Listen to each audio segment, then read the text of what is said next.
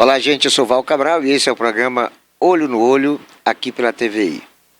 Olha que nós já discorremos vários assuntos, vários questionamentos a respeito dos políticos, notadamente vereadores, deputados estaduais, federais, vice-prefeitos e prefeitos. Hoje eu quero fazer uma abordagem sobre os nossos senadores. O Brasil inteiro tem 81 senadores, a Bahia tem 3, assim como todas as unidades federativas possui representações no Senado em quantidade de 3. Seja São Paulo, o estado mais populoso do país, seja Roraima, o estado menos populoso. O fato é que essa representação parlamentar tem como objetivo cuidar de sua gente. Os 3 baianos têm como dever legislar para que a Bahia possua melhores condições de proporcionar melhor qualidade de vida para os baianos e todos aqueles que aqui residem ou que nos visitam. Mas o que a gente tem visto ao longo de muitos anos, talvez até todos os anos, são parlamentares inúteis, medíocres, parasitas. Inclusive, eu respondi a um processo pelo qual, inclusive, fui condenado, por na época chamar a Lídice da Mata, a parlamentar Lídice da Mata, de senadora inútil, parasita e imprestável. O fato é que ela me processou por conta dessas minhas expressões, dei meu depoimento na Polícia Federal, o processo transcorreu e não retirei uma vírgula. Cheguei a falar para o delegado, porque ele, talvez benevolente comigo, sugeriu que eu, no depoimento, fizesse uma correção, uma retificação, mas eu falei para ele que eu não retirava uma só vírgula das minhas afirmações. Muito pelo contrário, eu as ratificaria. Mas ressaltei de que eu não estava me referindo à cidadã Lídice da Mata, que eu tenho o dever de respeitar, seja como mulher, seja como mãe, seja como irmã, como filha, como neta, enfim. É dever de todos nós respeitarmos as pessoas, independente do seu gênero. Ressaltei isso para o delegado. Mas eu estava me referindo não à mulher, não à cidadã, e sim à servidora pública, muito bem paga, para servir ao público, mas que, no entanto, estava servida pelo que era público. E por isso, na minha função de comunicador, eu tinha dever de criticar. Então, a minha crítica se restringia à servidora pública Lídice da Mata e jamais à cidadã, a mulher Lídice da Mata. O processo transcorreu e muito das minhas atividades acontecem em cidades diferentes. Esporadicamente estou viajando e minhas condenações, eu tenho 9 condenações, todas sem exceção, transcorreram por revelia. Porque às vezes meu pessoal recebia a notificação judicial e quando eu retornava a Itabuna, a audiência já tinha ocorrido. E a minha ausência acabava funcionando como desdém à justiça e a condenação é inevitável. Ocorre que em algumas eu recorri, outras eu fiz questão, agora a última mesmo, eu fiz questão, o delegado até me orientou a recorrer, não, essa condenação faço questão de pagar, 20 mil reais. Faço questão de pagar porque para mim é como se fosse um prêmio. Não vou entrar nos pormenores em função de que eu não quero estancar feridas que no meu entendimento já estão cicatrizadas. Ficou o prejuízo, mas ficou também o troféu. Olha que paradoxo, troféu de ter sido condenado. Pois bem, nós temos 3 senadores. Nós temos Jacques Wagner e Ângelo Coronel. Ambos perderão mandato agora, no ano que vem, porque eles são de 8 anos. Diferentemente dos deputados, prefeito, vereadores, vice-prefeito, senador tem 8 anos de mandato, o que é lamentável. Então, o 8º ano vence no próximo ano, onde teremos eleições, onde teremos que escolher 2 senadores, diferentemente da eleição passada, quando a escolha foi somente para um nome. Então agora, no ano que vem, a Bahia vai ser convocada para ir às urnas, como em todo o país, para decidir quais dos candidatos nós teremos que eleger 2 senadores. Os atuais, Otto Alencar, do PSD, Ângelo Coronel, do PSD e Jacques Wagner, do PT, os 3 juntos não dá metade de um vereador, e eu digo o pior vereador de Itabuna. Aquele que dentre os 21 vereadores você pode dar uma conotação deprimente do pior parlamentar municipal de Itabuna, este é no mínimo 2 vezes menos ruim do que os 3 senadores juntos. Cada senador tem uma verba parlamentar denominada de emendas parlamentares impositivas ou emendas individuais, no valor de 38 milhões anuais. Durante o ano, cada senador dispõe de recursos públicos no montante de 38 milhões de reais para serem investidos, aplicados em qualquer município do Brasil. Olha que paradoxo, não é só na Bahia. O senador pode destinar emendas parlamentares para outros estados. A conveniência é que esses recursos sejam alocados exclusivamente para o estado da sua representação, porque é ali onde ele é votado. E é o estado que requer deste representante condições de absorção, de se conseguir recursos para o seu desenvolvimento. Mas tem senadores que acabam fazendo com que esses recursos sejam destinados para outros estados. Nós temos vários exemplos disso. Mas não temos um só exemplo dos atuais 3 senadores ter encaminhado para Itabuna 1 centavo só, 1 centavo dessa dinheirama toda. E aí você vai multiplicar 38 milhões anuais por 8, você vai chegar a um volume que não justifica essa ausência. Não tem por que Itabuna não merecer, e eu vou citar Itabuna, mas numa conotação que poderia ser qualquer uma outra cidade do sul da Bahia. Eu vou citar Itabuna porque essa emissora ela é transmissora de programas aqui do município de Itabuna, da cidade de Itabuna. Então, Itabuna, que é a maior cidade do sul da Bahia, por enquanto, Itabuna não tem 1 centavo só, decorrente dos recursos das emendas individuais de nenhum dos 3 senadores baianos. Inclusive, um não é baiano, nem baiano é, o Jacques Wagner é carioca, mas tem sua representação baiana e já foi governador, infelizmente, 2 vezes do estado baiano. Então nós estamos numa situação de avaliar, no próximo ano, qual é a nossa representação parlamentar que pode nos representar efetivamente no Senado Federal. Porque esses 3 aí já deu demonstração de insignificância para os nossos interesses institucionais, interesses coletivos, porque eles não servem e só aparecem em Itabuna em períodos eleitorais. Os 3 estiveram aqui na eleição municipal, todos 3.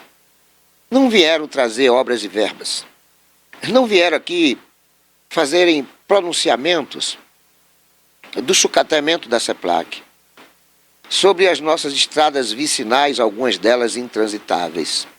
Não vieram aqui nos dar o acalento de promessas, pelo menos promessas, de investimentos, sejam públicos, sejam privados, para que pudessem gerar emprego para a nossa juventude. Só aqui em Itabuna são mais de 30 mil desempregados.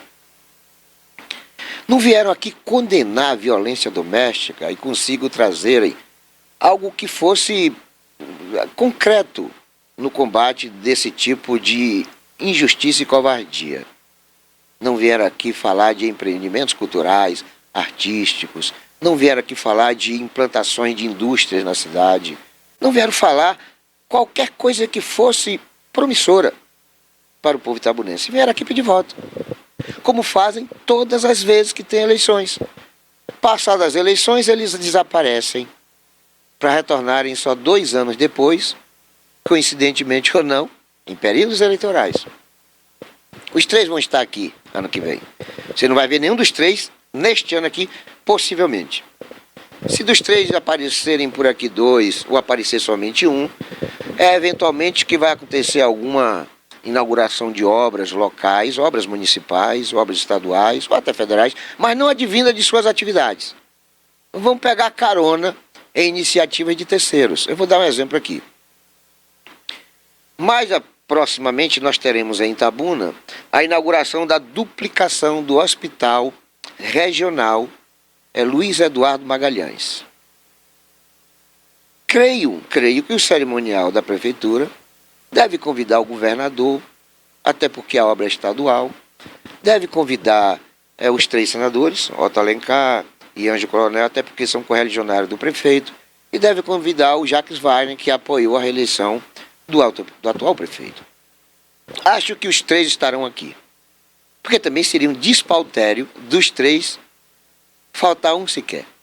Não é possível que no momento desse, momento de um investimento de quase 70 milhões, eles se ausentem, embora, repito, nenhum centavo desses recursos veio de nenhum dos nossos 3 senadores. Mas eles estarão aqui porque virão para a festa. Virão com passagem de avião pagas, virão com hospedagem e alimentação pagos, virão ganhando diário, e tudo isso do erário. Tudo isso decorrente do dinheiro do povo que votou neles. E não mais do que isso. Essa é uma ópera bufa e que se repete. E não é uma coisa de agora, é uma coisa de sempre. Não muda, o script é o mesmo. Às vezes muda os protagonistas, mas o enredo é o mesmo. Não tem absolutamente nada diferente acontecendo e nem perspectiva de que acontecerá.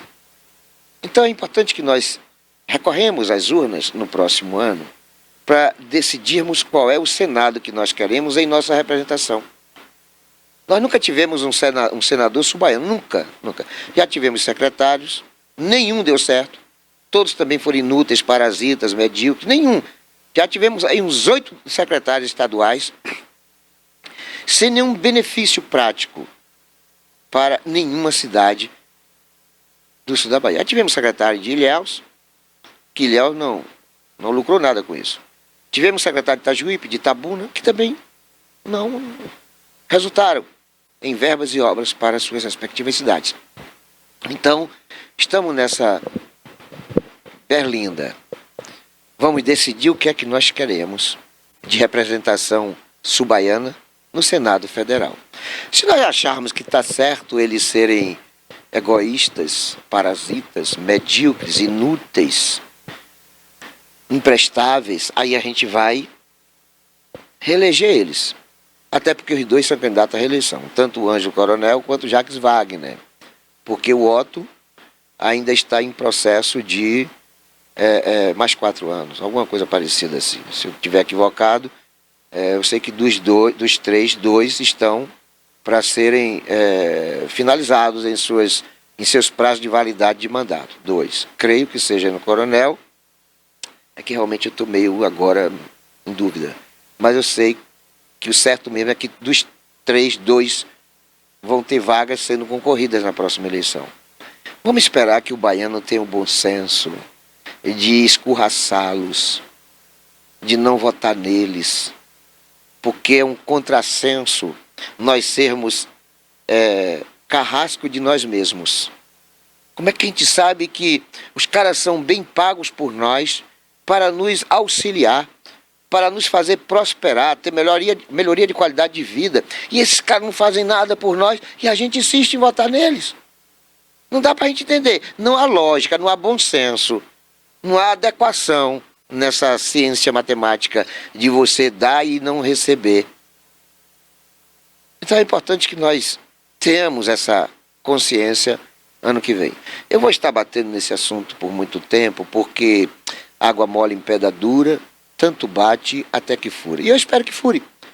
Espero que a reeleição desses cidadãos seja uma furada, para que eles possam, quem sabe, hibernando 4 anos, porque depois voltarão, com certeza, a ser candidato, não a senador, porque quem sai não volta normalmente, mas a deputado, outros parasitas. Aí a Alice da Mata foi defenestrada pelo próprio PT na sua pretensão de reeleição, e em vez de sair candidata à reeleição de Senado, saiu para a deputada federal. Serve para quê? O que foi que Itabuna ganhou com a Alice da Mata? Vou dar esse exemplo, porque ela teve uma votação expressiva. Não ganhou nada. Absolutamente nada. Então é isso que nós temos que ter consciência. O agente cuida da gente através do voto da gente, que é o mecanismo factível, possível, de nós mudarmos a trajetória que estão nos submetendo, ou então a gente não vai ter mais direito nenhum de reclamar do que está acontecendo. E o que está acontecendo nos dói no coração no estômago e no bolso. Vamos a um breve intervalo. É coisa muito rápida. É um pelar e um pecar.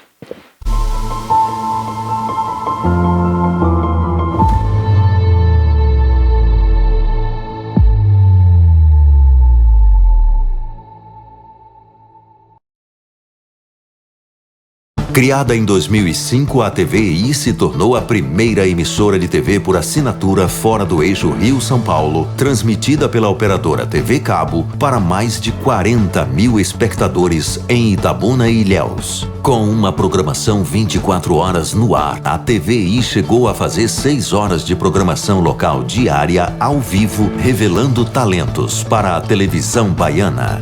Inserida na Lei do Cabo, a TVI passou a integrar o seleto grupo de TVs com programação qualificada junto à Ancine e contribui com a capacitação do mercado audiovisual da Bahia para a captação de recursos para a produção de minisséries, reality shows, documentários e outros produtos de entretenimento para as mais variadas plataformas. Equipada com estúdios de áudio e vídeo e modernas ilhas de edição, a TVI também está preparada para trabalhar no jornalismo factual local, inclusive utilizando sua unidade móvel SDNG. Passando agora por uma reestruturação, a ação programadora detentora do canal TVI se prepara para transformar o sul da Bahia em um polo de teledramaturgia, movimentando o mercado do audiovisual da Bahia. TVI é da Bahia, é da gente.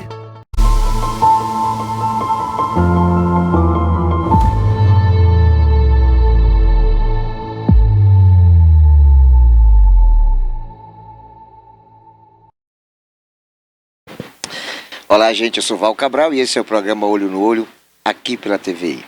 Olha, já que anteriormente abordamos a questão da inutilidade, da mediocridade das nossas representações no Senado, eu quero aproveitar e permanecer nessa seara. Quero falar dos políticos, e aí eu vou generalizar. Não vou me ater somente aos senadores, vou dizer que quase que há uma unanimidade nessa prática. Você que é eleitor, você sabe o que é que eu quero dizer. E o que é que eu quero dizer? Todos os políticos são bons. Não tem um só político que seja ruim. Nem os que ganham e nem os que perdem. Nem aqueles que são eleitos com mais de 1000 votos, quando precisariam somente de 500. E nem aqueles que tiveram só 2 votos, 3 votos. Todos são bons. E aí, nesse contexto, eu me recordo que uma certa feita eu entrevistando o Marcelinho, um carioca, e eu perguntei para ele o que é que fazia um jogador ser convocado entre os 26. E ele me disse que os 26 todos devem ser bons, porque o Brasil tem 200 milhões de técnicos. Então a seleção é uma vitrine. Se entrar algum jogador ruim ali, a CBF e o técnico vão comer o pão que o diabo amassou, porque vai haver quase que uma rebelião, porque a seleção brasileira é, neste país, algo como uma unanimidade nacional, ou seja, tem que funcionar, tem que dar certo, e para dar certo tem que estar integrada por jogadores que são bons. Então todos os 26 são bons. Mas aí, eu perguntei para ele, sim, todos são bons, tudo bem, mas além disso, o que é que faz com que dos mais de 250 ou 260 mil bons jogadores, somente aqueles 26 é que foram convocados? Aí ele me deu a resposta. Ele disse que para ser convocado, primeiro tem que ser bom. Depois tem que ter um bom marqueteiro e um bom empresário. Então a diferença entre o jogador que é convocado para a seleção, que é muito bom, é que acaba preterindo o jogador que é ótimo, é que o que é muito bom tem empresário e tem marqueteiro. E o que é ótimo não tem nenhum dos dois ou tem um só. Na política não é diferente. Os políticos vencedores são aqueles que têm bons marqueteiros, senão ele mesmo faz o trabalho de marketing, ou então ele tem bons patrocinadores, bons empresários, pessoas que investem. Porque nós sabemos que 80% dos vereadores eleitos neste país não decorrem da vontade popular, e sim das articulações, dos financiamentos e da compra de votos. Isso é uma realidade que somente a justiça não enxerga.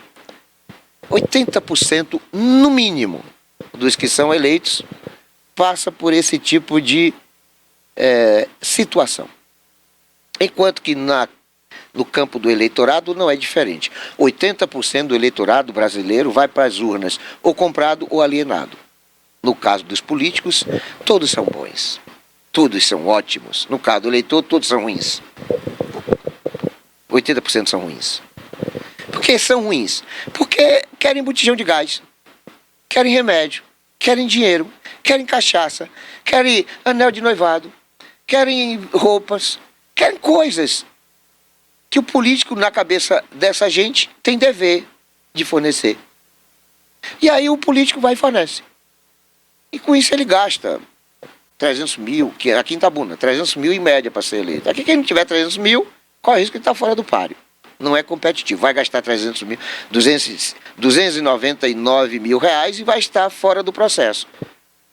Vai gastar muito dinheiro, como nós sabemos que aqui teve gente que gastou 500 mil e que não foi eleita. Então é importante que nós tenhamos essa realidade como consciência de darmos uma repaginada nessa realidade. Por que votar em quem compra voto? Só porque é bonzinho.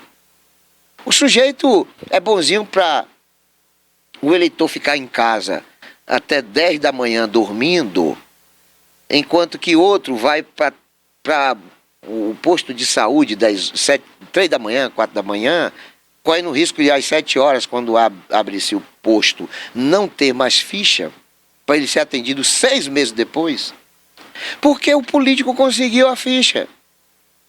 O político deu um telefonema, ou ele mesmo indica a coordenadora ou o coordenador do posto de saúde. Aí são 20 fichas, o político pega 10. E ficam 10, ou ficam 5, ou ficam 2, ou às vezes nenhuma. Para o cidadão comum que se desloca da sua residência em noites chuvosas, frias, para perdurar 3, 4 horas numa fila.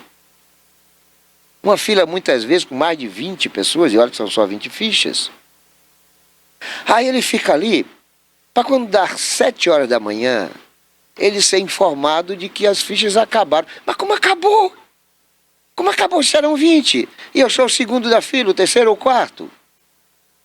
Aí inventam desculpas de que as fichas foram distribuídas na noite anterior, porque na noite anterior não tinham somente 20 pessoas, tinham 35, e que eles ficaram penalizados, que pessoas que saíram de casa chovendo, com frio, e acabaram dando as fichas para o dia seguinte. Tudo balela, tudo mentira.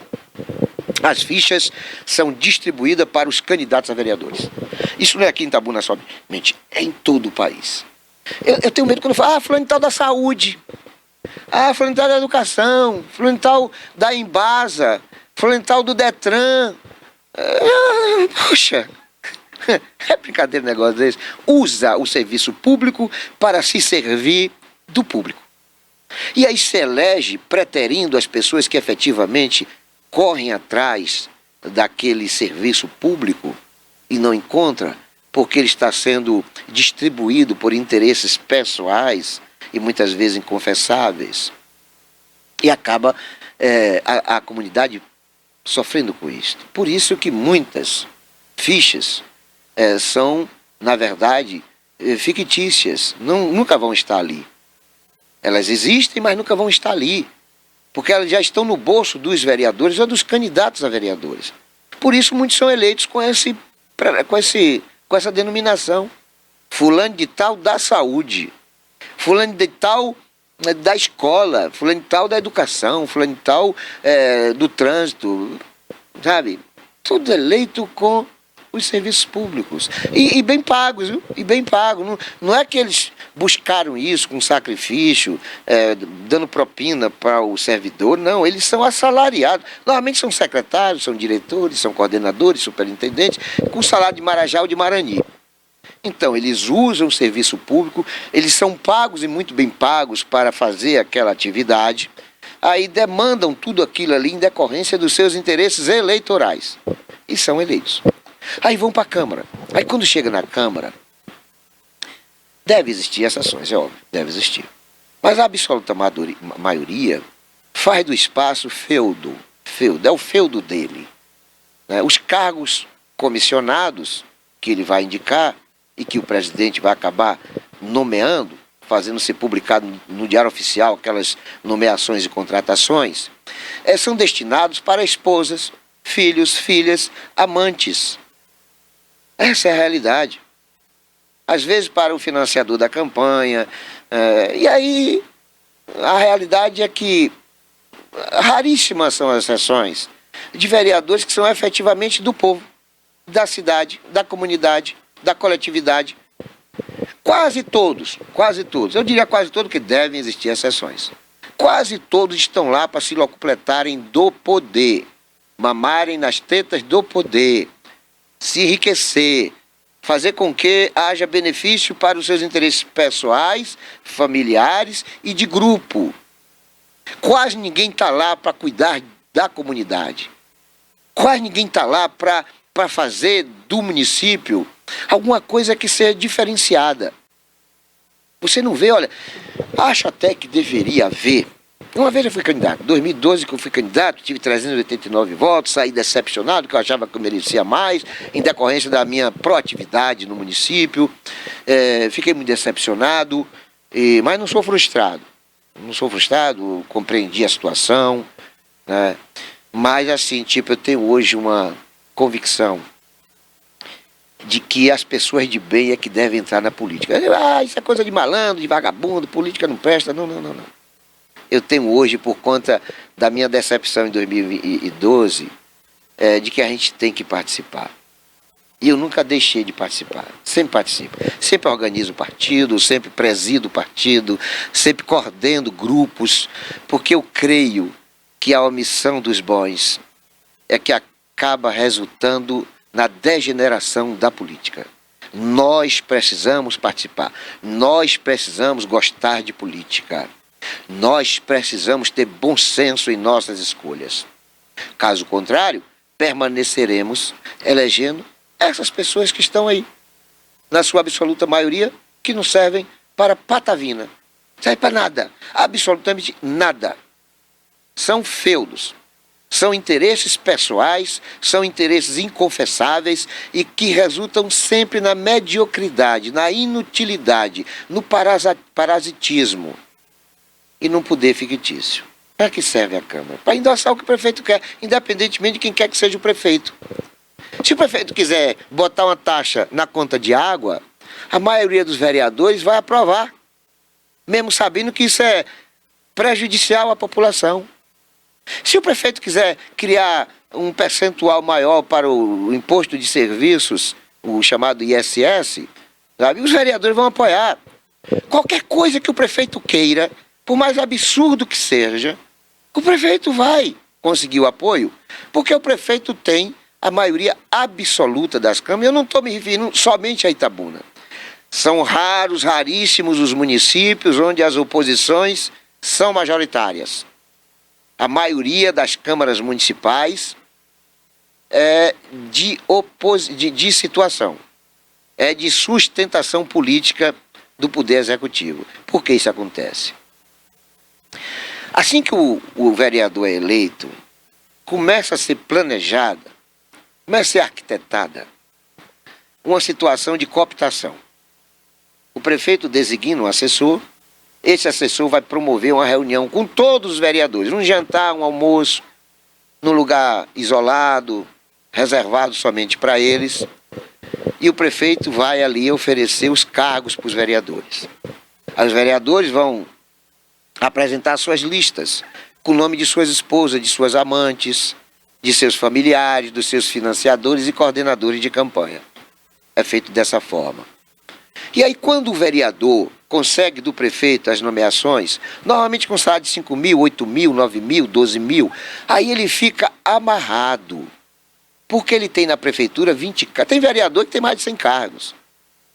Ele, em média, pega 20 cargos, 30 cargos. Todos ganhando o salário de Marajá e de Marani. E todos vão coagi-lo. O vereador não vai poder se manifestar contra o prefeito, por mais absurda que seja a situação, porque ele não vai poder perder esses cargos. Porque se ele perder esses cargos, ele vai perder a sua sustentação eleitoral, porque ali estão não só os familiares, mas os seus cabos eleitorais, a sua militância.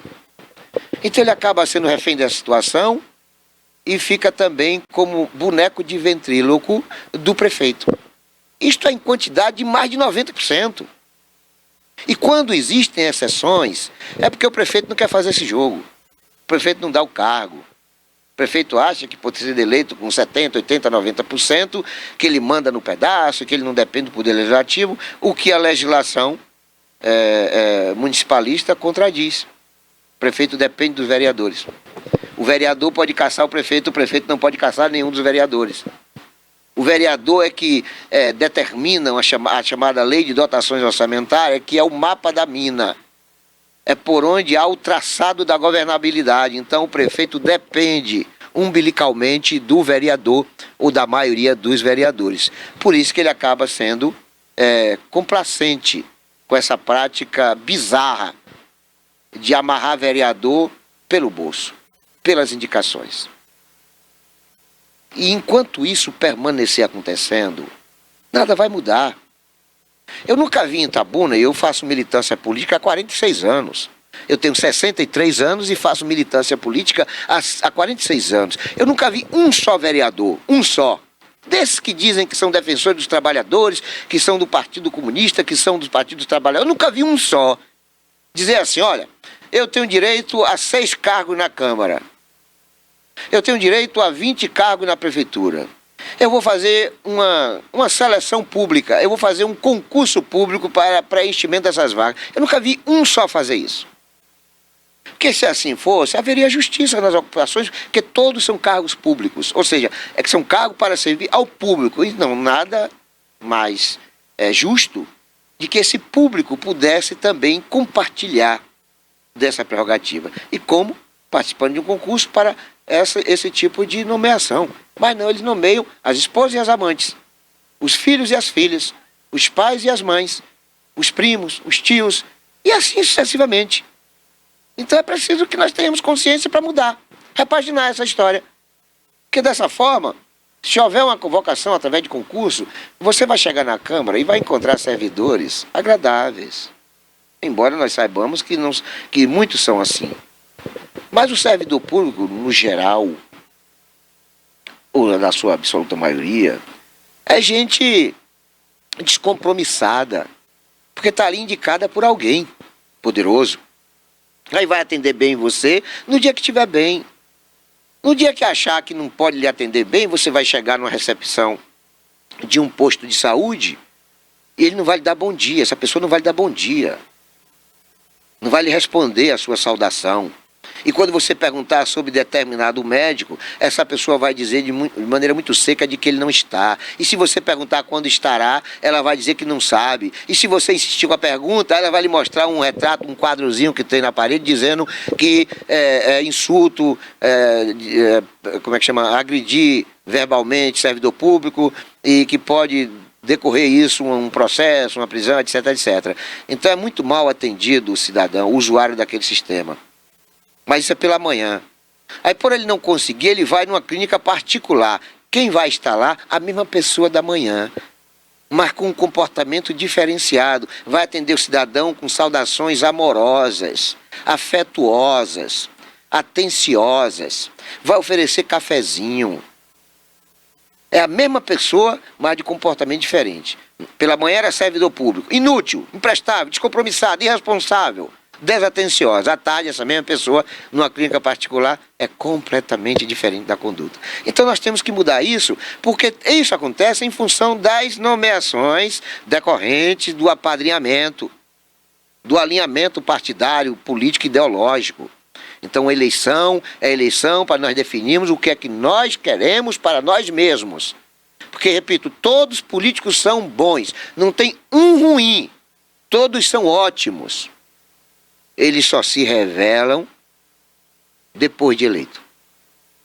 Depois de eleito é que eles mostram quem efetivamente eles são. Que todos durante a eleição trata o eleitor como prato principal. Depois de empossados, o eleitor vira sobremesa. Eles ingerem se eles quiserem. Tá bom? Nós vamos a um breve intervalo, é coisa muito rápida, é um pelar e um pecar.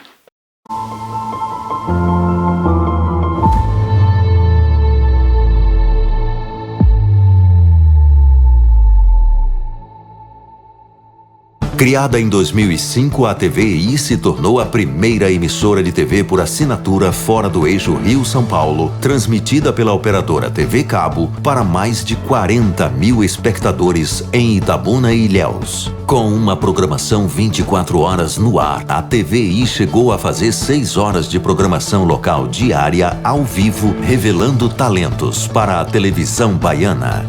Inserida na Lei do Cabo, a TVI passou a integrar o seleto grupo de TVs com programação qualificada junto à Ancine e contribui com a capacitação do mercado audiovisual da Bahia para a captação de recursos para a produção de minisséries, reality shows, documentários e outros produtos de entretenimento para as mais variadas plataformas. Equipada com estúdios de áudio e vídeo e modernas ilhas de edição, a TVI também está preparada para trabalhar no jornalismo factual local, inclusive utilizando sua unidade móvel SDNG. Passando agora por uma reestruturação, a ação programadora detentora do canal TVI se prepara para transformar o sul da Bahia em um polo de teledramaturgia, movimentando o mercado do audiovisual da Bahia. TVI é da Bahia, é da gente.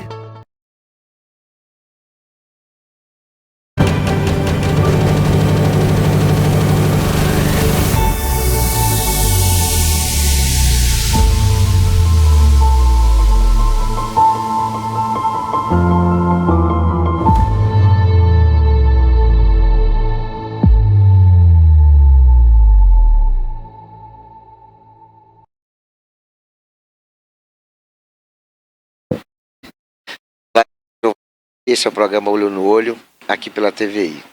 Olha, o Harrison Nobre é uma figura daquelas personalidades da sociedade que nos faz acreditar de que o futuro é promissor em alguns aspectos, naquele que ele atua. E os problemas são complexos e não são poucos. Mas a sociedade, ela é feita de protagonistas, de pessoas que estão sempre lutando para o seu aperfeiçoamento, para o seu engrandecimento. E ai de nós, se não tivéssemos entre nós pessoas como Harrison Nobre, que é o nosso entrevistado de hoje, e a quem a gente saúda com o nosso bom dia. Bom dia, Val. Bom dia a todos da rede mundial de internet, né? Porque a TVI hoje ela é um canal que atende ao mundo todo. Bom dia a todos os itabunenses, bom dia a todos da região do território litoral sul. São 26 municípios que atendem aqui a nossa região e estamos aí para ajudar, contribuir e programar tudo direitinho com você, meu irmão. É isso aí. O Harrison, ele aqui em Itabuna tem atuação na questão da construção civil, especialista no assunto, mas ele nas suas horas de descanso, ele acaba também parcelando com os compromissos que são sociais. Ele atua na sociedade, em diversos conselhos, diversas instituições, tem um histórico de proatividade que é constante na cidade. Atualmente ele participa de uns 3 conselhos e sempre nessa preocupação, né, de fazer com que a sociedade esteja próximo daquilo que efetivamente nós esperamos de perfeição, né, de normalidade e de continuidade daquilo que é benéfico para a maioria da população. Então ele está hoje envolvido numa das questões mais importantes para a humanização de Itabuna, que é a questão alimentar, segurança alimentar, nutricional. Nós sabemos que muitas pessoas estão passando privações, a despeito dos programas de assistencialismo, do Bolsa Família, diversas outras iniciativas governamentais e de instituições não governamentais. Nós sabemos que ainda existem muitas pessoas passando privações, muitas pessoas famintas, embora nós sejamos o país número 1 em produção agrícola. Infelizmente, por várias razões, as pessoas não estão tendo muito com quem contar. E é quando surgem pessoas como o Harrison Nobre. E eu pergunto para ele como tem sido a atividade, o que é que normalmente tem ocorrido E quais são as metas, quais são as pretensões, enfim, como está hoje a questão da segurança alimentar e nutricional para Itabuna? Bom, Val, bem colocado você falando aí sobre a necessidade de alimentação, da nutrição humana. Esse é um grande problema mundial e nós não estamos de fora, né? Nós temos Itabuna aí realmente com uma condição de desemprego muito alta, com uma condição social muito a desejar, né? Então o assistencialismo ainda nutricional é muito importante nesse momento para que as pessoas não venham realmente a passar uma extrema dificuldade. Então as motivações que me levaram a isso foi justamente enfrentar esse desafio. É um dos ODS também, né? Enfrentar a fome. Então nós temos aí um desafio com a recriação do Conselho Municipal de Segurança Alimentar e Nutricional, que é um conselho que já existiu outrora, mas não funcionou bem, e agora nós estamos recriando de forma diversa, com várias entidades participando, com entidades religiosas, com entidades de matriz africana, com realmente toda a representatividade da sociedade, e é com isso que a gente vai fazendo o controle social e fazendo com que realmente as políticas públicas funcionem de forma efetiva. Ô Edson, a gente imagina que por termos aqui em Itabuna 26 mil famílias recebendo Bolsa Família, Itabuna virou um canteiro de obra, muita gente trabalhando, muita gente com atividades laboriais e que acaba resultando justamente em condições melhores para o enfrentamento, né, das dificuldades de subsistência. O que a gente imaginava, ou ainda imagina, é que fome é uma coisa do passado, que não existe mais. Qual é a realidade hoje de Itabuna nessa questão? Tem muita gente passando fome. Você já tem um estudo do quantitativo e do porquê essas pessoas estão com essas carências? Tem exatamente isso, né? Nós fazemos parte também, Val, dentre outras, né, de uma ONG chamada Acari. E a Acari fez um estudo aí com os índices de fome em Itabuna. Então, nós temos aqui, em média, 54 mil pessoas com dificuldade alimentar, né, que chega a ser a fome extrema, como necessidade, às vezes, de uma ou duas alimentações durante o dia, e também é a nutrição. A gente precisa nutrir, né, que a questão da fome é aquela necessidade imediata do alimento, mas a nutrição, às vezes você come de forma errada, come comidas que não vão fazer o seu organismo funcionar de forma perfeita. Então aí já envolve a questão de saúde, já envolve a questão laboral, porque interfere em vários aspectos da vida, né, da sociedade. Então a fome, ela não interfere só naquele momento ali da necessidade alimentar, ela interfere, dentre outras formas, em todas as dificuldades que aquela pessoa, aquela família esteja passando dentro dessa situação, né? Então aí você aborda uma questão que muitas vezes é de difícil entendimento, que é a questão do comer bem, que a gente às vezes confunde com comer muito, né? E comer bem não é comer muito. Exatamente. Outras pessoas acham que determinados alimentos são nutricionais suficientes para essa demanda. Então, às vezes, a fome não decorre somente da falta de comida. Exatamente. Às vezes é muito pelo contrário. Exatamente. Não é isso? Então a pessoa... Porque a fome em si não é só a absorção do alimento. É como isso acontece. Na quantidade, na qualidade. Então tem muita gente de Itabuna que tem dinheiro para comer bem, tem dinheiro, mas não está comendo bem.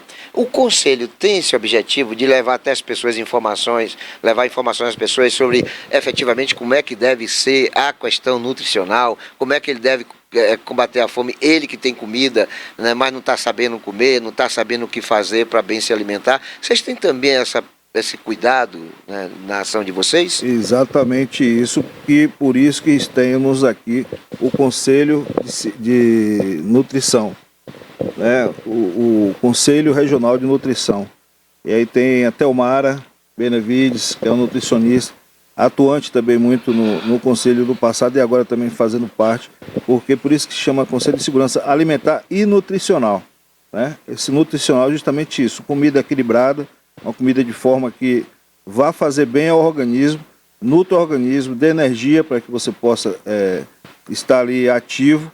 Então essa questão nutricional eu acho que é de suma importância, porque essa questão do alimento, agora nós mesmo estamos vendo aí alimentos adulterados sendo consumidos, então produtos às vezes que já fazem mal normalmente, ainda mais adulterados. Então nós temos realmente essa questão da preocupação do que comer, como comer de forma equilibrada.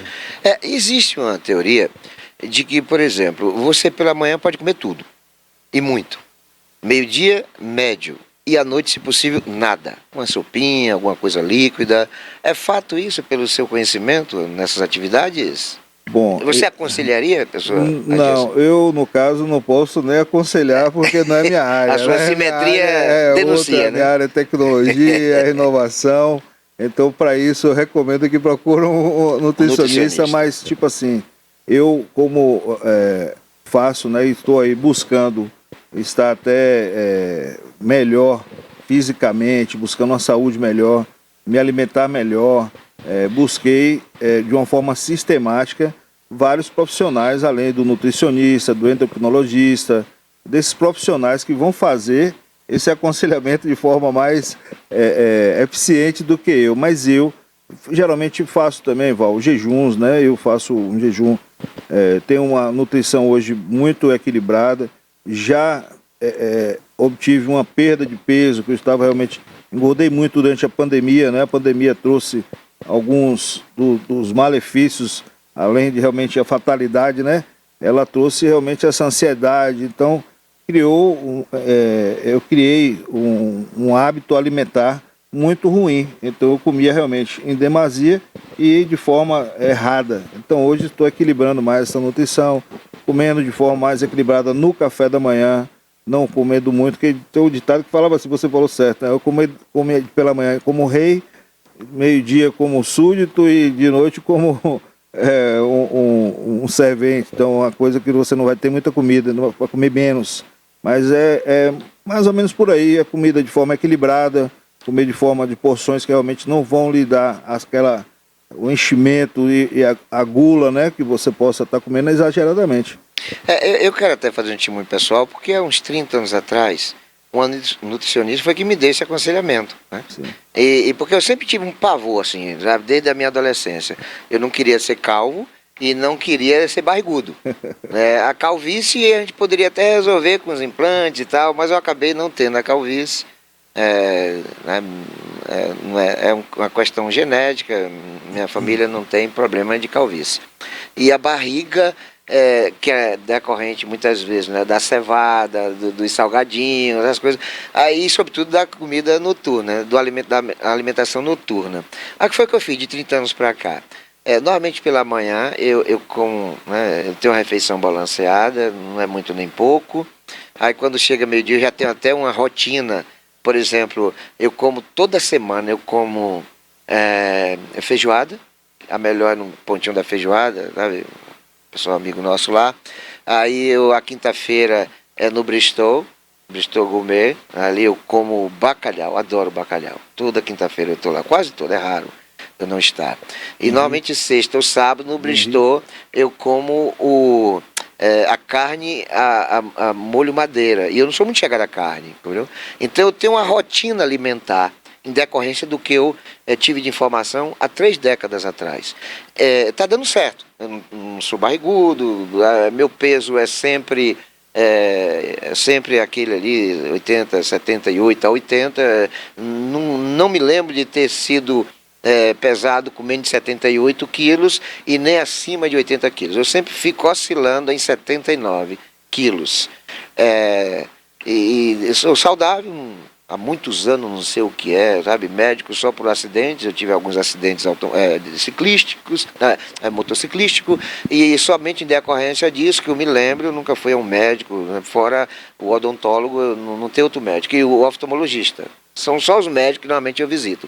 Mas na área alimentar, e aí você é feliz na sua colocação, é importante as pessoas terem cuidado, porque não é somente a questão do cuidar do corpo, né, e da mente, é da saúde como contexto, né? Você tem toda uma preocupação, às vezes com saúde, você faz o Cooper, você faz ginástica e tal, mas não se alimenta bem. Então acho que a boca tem muito a ver com o seu abdômen, né, com a sua saúde. E aí vem você com conselho. Quais são as prerrogativas e quais são as pretensões desse ressurgimento do conselho, você que está envolvido? O conselho ele já foi nomeado por decreto, né, os conselheiros. Nós estamos agora, o próximo passo é fazer a gente está esperando, aguardando até uma nomeação pública pelo executivo, né, pelo prefeito. Nós o convidamos para poder dar posse de fato, né, assim, aos conselheiros, para que a gente possa iniciar os trabalhos. Estamos aguardando a agenda aí do prefeito Augusto Castro para fazer isso. Não que nós não estejamos trabalhando nesse meio tempo, né? Nós estamos reunidos virtualmente, temos um grupo que a gente se comunica muito, que programamos agora ter o banco de alimentos, né? Ativar o banco de alimentos, que é um dos principais objetivos nossos nesse início de trabalho, e aí organizar realmente todo o conselho como gestão, né? Como a gestão eleição do presidente, vice-presidente, cargos da executiva do Conselho Municipal, e aí dar entrada realmente em várias propositivas de política pública com relação à alimentação e nutrição dentro do alimento, né? Que aí entra educação, né? Entra saúde, entra vários outros, várias secretarias que compõem a atuação do Conselho. Então o Conselho vai estar ligado a várias secretarias, inclusive com representatividade dentro do Conselho também, né? Porque o Conselho ele é tripartite. Ele tem 1/3 do poder público e 2/3 da sociedade privada organizada e com as entidades que foram, né, participaram. Nada exclui as pessoas de participarem e, Val, me permita falar sobre isso. Nós precisamos incentivar a participação popular nas atividades públicas, na gestão pública, no que acontece com aquilo que ele é o usuário. A política pública é feita para mim, para você, para a sociedade. Ela não é feita, ela não tem que ser feita com a cabeça do prefeito, como o prefeito quer ou deseja. O prefeito está ali como um representante de uma maioria que foi eleito para poder executar aquilo que nós temos de política pública que vai servir para a população. Então os conselhos servem para isso, para que a gente tenha vez e voz dentro da política pública efetuada pelo município. Você citou aí o Banco do Alimento. Eu me recordo que há umas coisa de 18 anos atrás, quase 2 décadas, foi implantado ali em Ferradas uma estrutura para o Banco de Alimento que me parece que nunca funcionou. Se funcionou, eu sempre passo por ali e nunca vi funcionando. A pretensão de vocês é ativar essa unidade, porque é de uma importância muito grande, é porque nós temos o PAA, que eu acho que vocês também vão estar ligados a esse processo, né? E você, um PAA, com toda essa programática que nós temos alimentar, é necessário que o Banco de Alimentos esteja existindo. Por isso que eu lhe disse que o principal objetivo esse ano para a gente é o Banco de Alimentos. O Banco de Alimentos já foi inaugurado e nunca funcionou. Então, por quê? Eu, infelizmente, não tenho hoje a resposta para lhe dar, nem dar para a população, porque nós estamos começando o trabalho agora. Mas eu lhe garanto que o Banco de Alimentos estará funcionando a partir desse ano de 2025, porque é importante para o município, vou lhe dizer mais, é de suma importância para o município nesse momento que o Banco de Alimentos seja efetivamente colocado em prática no município. E ajudaria muito a gestão nisso aí. Bom, em resumo, tudo que está sendo organizado, planejado pelo Conselho, pode trazer para nós um futuro promissor na questão nutricional e alimentar em Itabuna. Exatamente, a ideia é essa. Os conselhos municipais, eles têm esse objetivo, buscar dentro do poder público como está acontecendo. Assim são todos os conselhos. O que está acontecendo, verificar quais são os problemas que estão acontecendo para poder ser sanado. Não pode ser, nós não podemos ver a saúde do jeito que está, sem o Conselho de Saúde lá efetivamente cobrando. Val, é uma coisa também que eu gostaria de falar assim, sabe? Ninguém está aqui, nós como cidadão, ninguém está para julgar. Eu não sou juiz. Juiz, tem desembargador, tem ministro da Justiça, o ministro do Supremo lá, o pessoal da Justiça para julgar. Eu não sou juiz. Nós estamos aqui para cobrar a política pública seja efetivamente cumprida pelo que foi proposto pelo Executivo, né? Principalmente saúde, educação, segurança e desenvolvimento econômico. É isso aí. Herson, eu quero agradecer a sua participação, né? Eu tenho uma teoria diferente da sua, né? Estou aqui para julgar, inclusive julgar juízes. Comigo não tem esse negócio. Escreveu, não leu, o pau comeu. Sabe? Mas eu quero agradecer a sua participação. Você é uma pessoa muito ativa, muito proativa na sociedade. Eu não tenho dúvida de que você ainda tem muito para contribuir ao engrandecimento, aperfeiçoamento da sociedade, e a gente fica muito satisfeito e muito feliz em ter você na nossa relação de amizade, porque a gente gosta muito de correlacionar com pessoas que são produtivas na sociedade.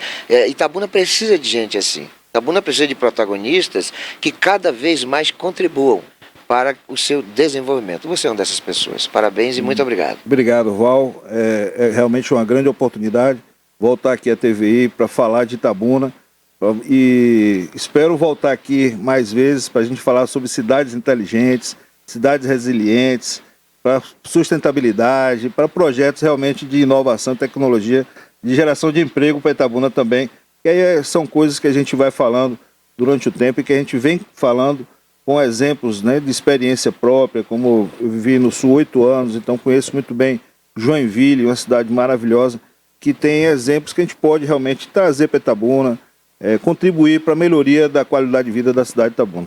Puxa, obrigado, querido, e obrigado a você também, que tem sempre nos prestigiado com a audiência. Fiquem todos com Deus e não se esqueçam jamais de que Jesus é o caminho, a verdade e a vida. Amém.